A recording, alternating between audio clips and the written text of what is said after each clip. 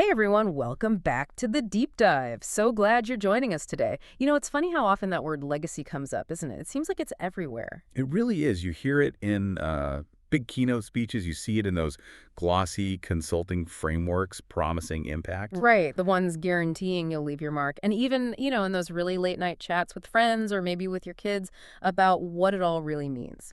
We talk so much about leaving a trace, making an impact, making sure our name sort of echoes after we're gone. But have we really stopped to think, fundamentally, what is that trace? What does it actually look like? Is it a big building, a financial empire, Yeah, something you can point to? exactly. Or could it be something, well, quieter, more subtle, maybe even harder to grasp in our world that's always pushing for more, faster?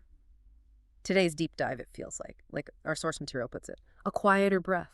Almost like a single candle placed at the end of a long corridor, just illuminating a different path, maybe one less traveled, but potentially much more resonant. We're exploring the reflections of Lóng Tíng from his work, When the Future Hesitates, Leadership, Legacy, and the Courage to Pause. And this isn't just an article. It's presented by Lóng Tíng Voices and Lóng Tíng Enterprises.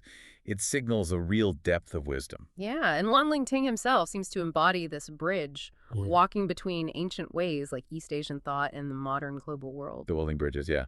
West and East, tradition, modernity, like that image of a bamboo path to a quiet temple. Very evocative.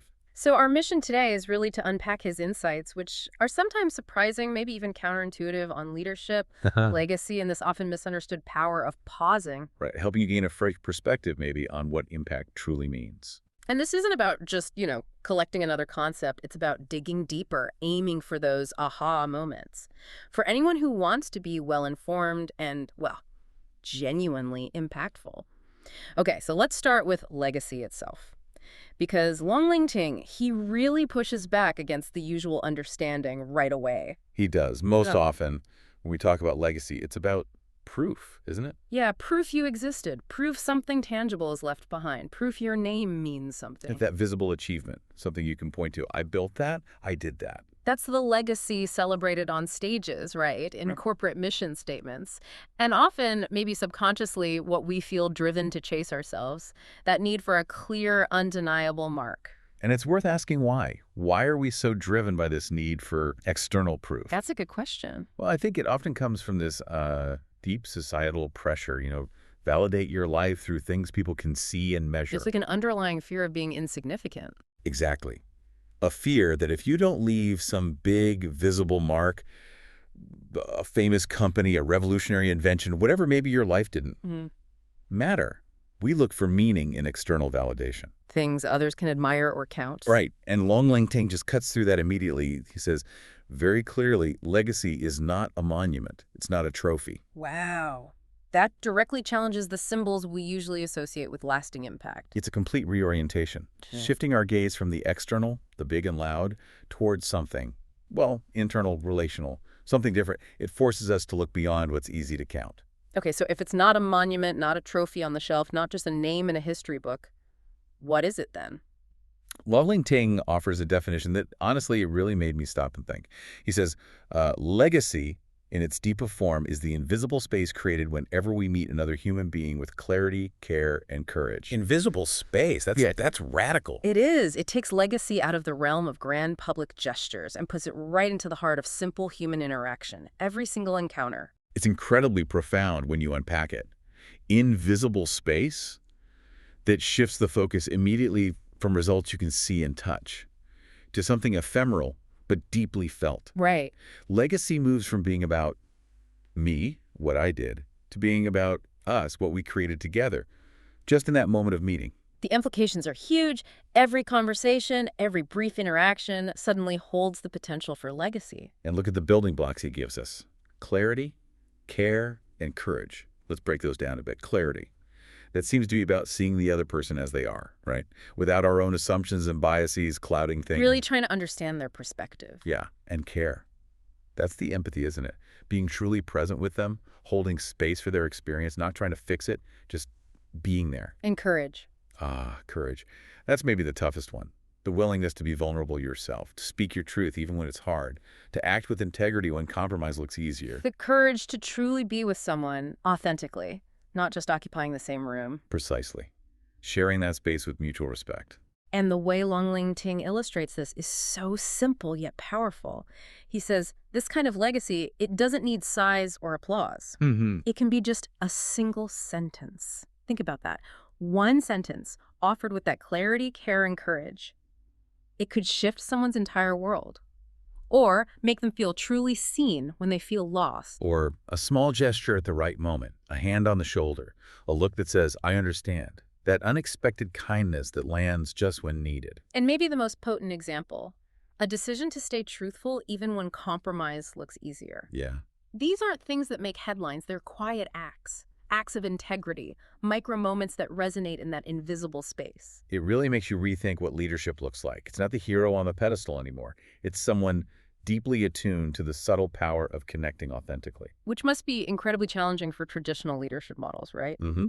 The ones focused on quarterly results, metrics, tangible outcomes. Absolutely. It flips the script entirely. It suggests your biggest impact might not be the project you completed on time and under budget, but the quality of those tiny interactions that shaped the people around you along the way. It shifts legacy from being a thing you leave behind to this ongoing dynamic process of relating. How do you measure that? A single sentence, a small gesture. You can't put that on a performance review. You can't capture in a KPI. No.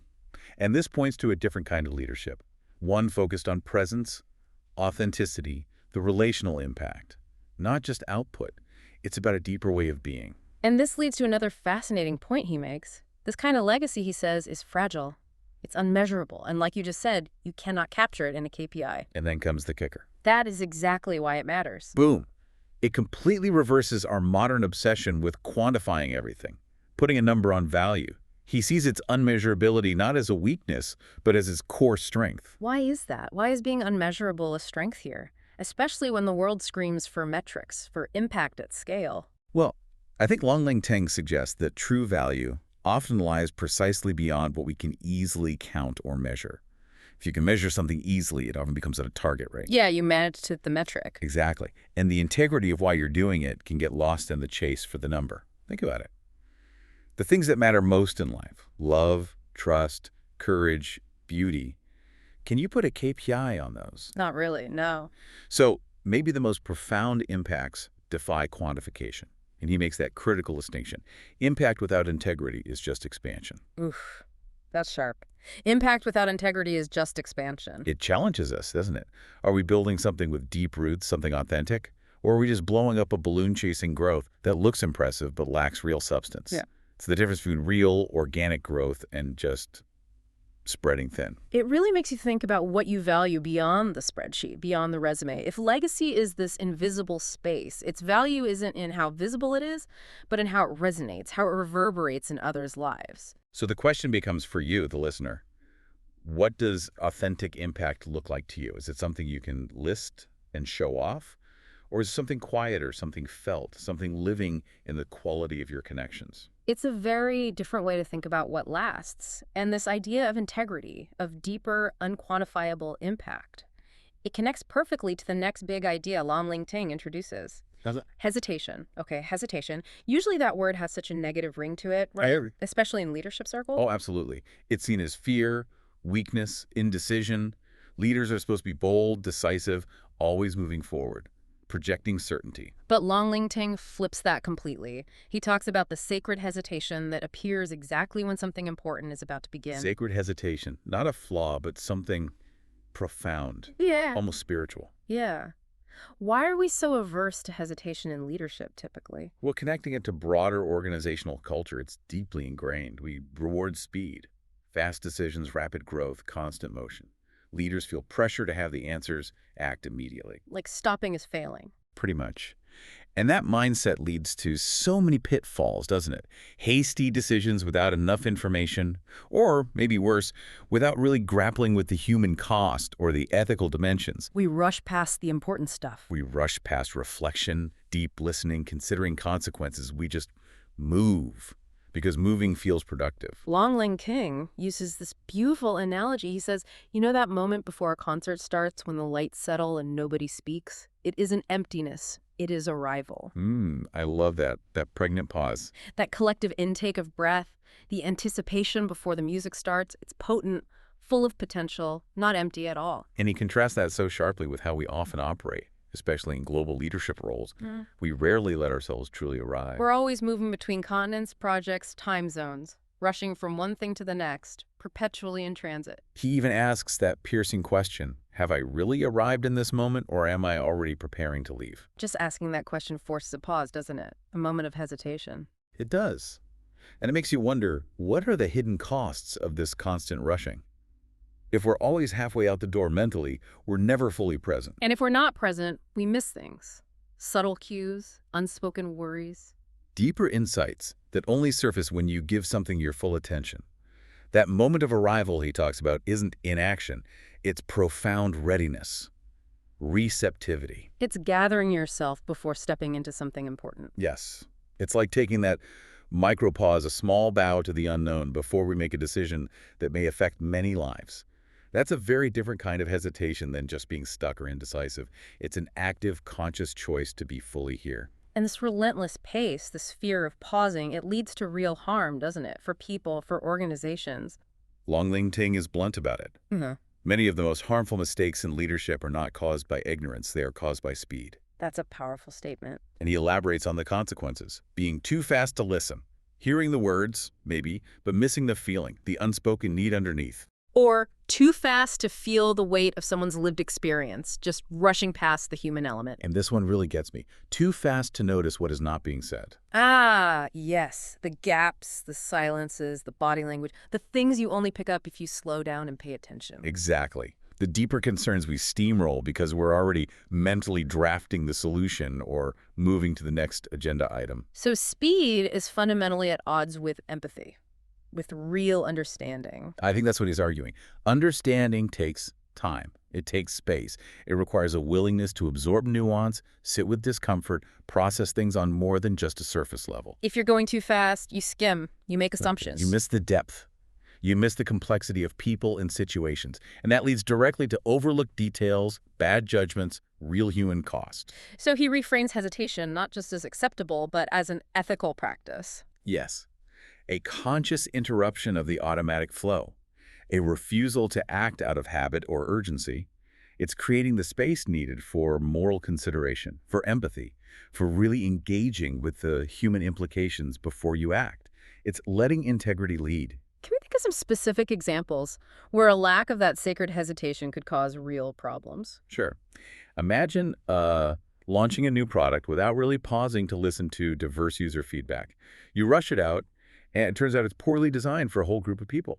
That's a practical failure, but also an ethical one. Or sending out a company-wide email or policy change without pausing to think how different people in different situations might read it or misread it, causing confusion, resentment. Absolutely. Or maybe making a quick decision about someone's career path, their role, without truly taking the time to hear their side, their history, their hopes, leading to disengagement, maybe even betrayal. And in all those cases, that pause to listen, to feel, to notice what's not being said could have changed everything.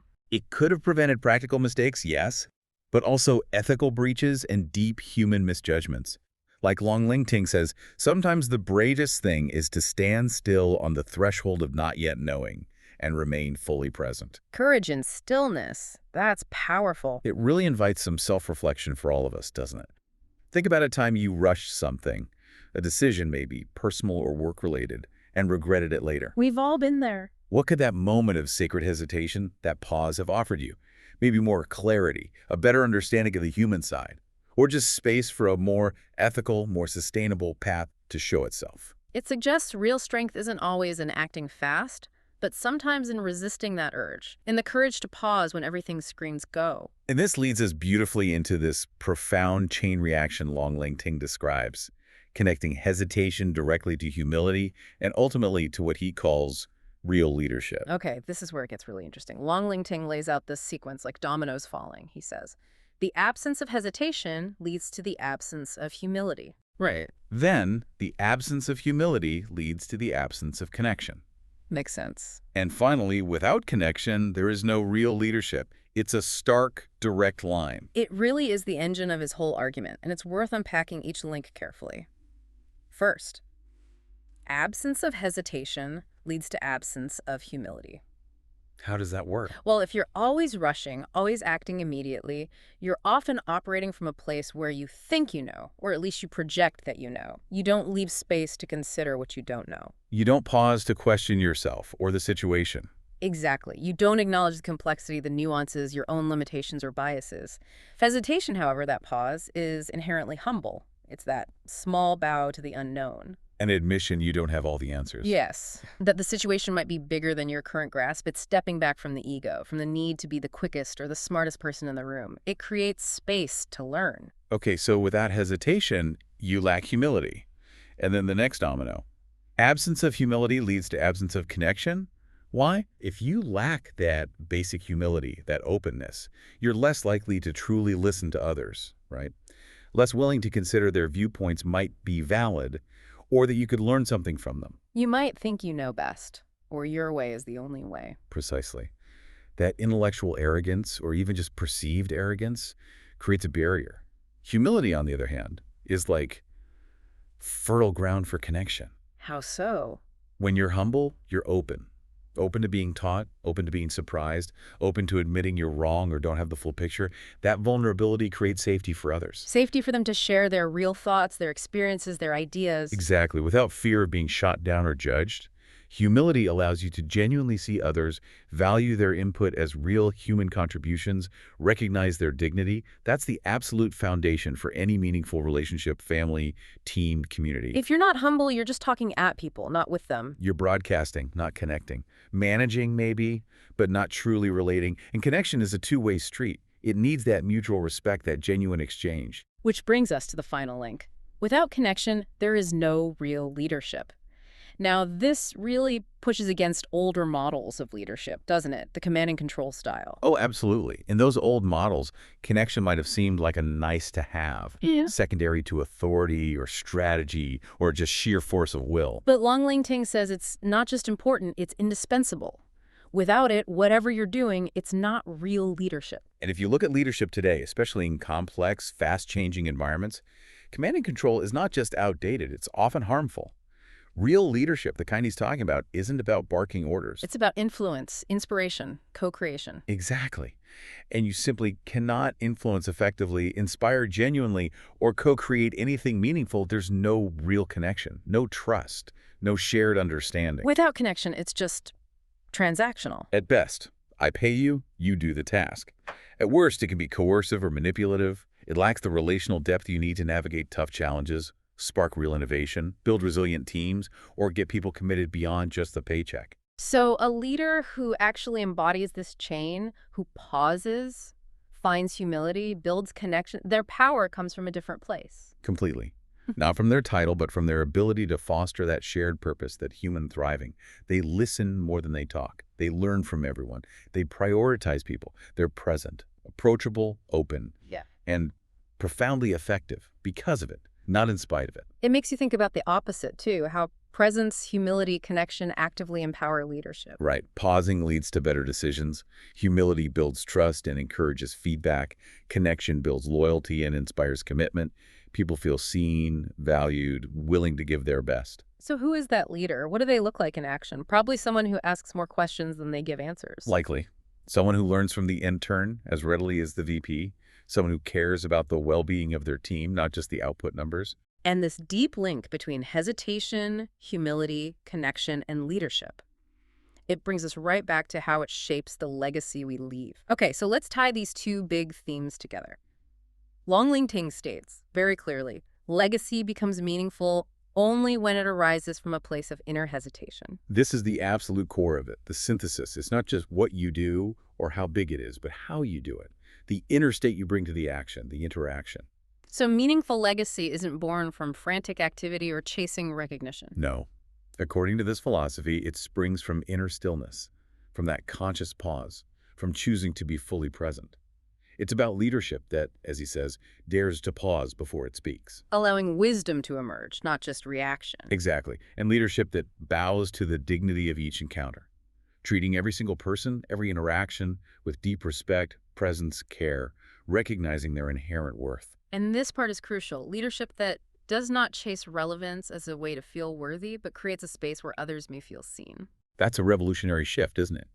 From a self-focused drive for validation to an other-focused commitment to creating environments where people thrive, feel valued, and can bring their whole selves, being a conduit, not the main event. And he brings back that beautiful ripple image we talked about earlier. Legacy is not the stone we throw into the world. But the ripple that remains after the stone has disappeared beneath the surface. It emphasizes that ongoing, subtle influence over the big, fixed achievement. A stone is static. It sinks. It might be forgotten. But a ripple is dynamic. It spreads. It keeps affecting the water long after the stone is gone. It touches distant shores. It interacts with other ripples. It speaks to a qualitative impact, not quantitative. And it suggests longevity, doesn't it?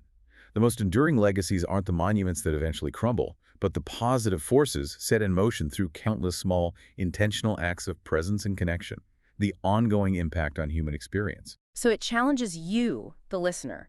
Are your actions aimed at creating a stone, something tangible, maybe impressive, but ultimately finite, a monument to yourself? Or are you focused on creating ripples?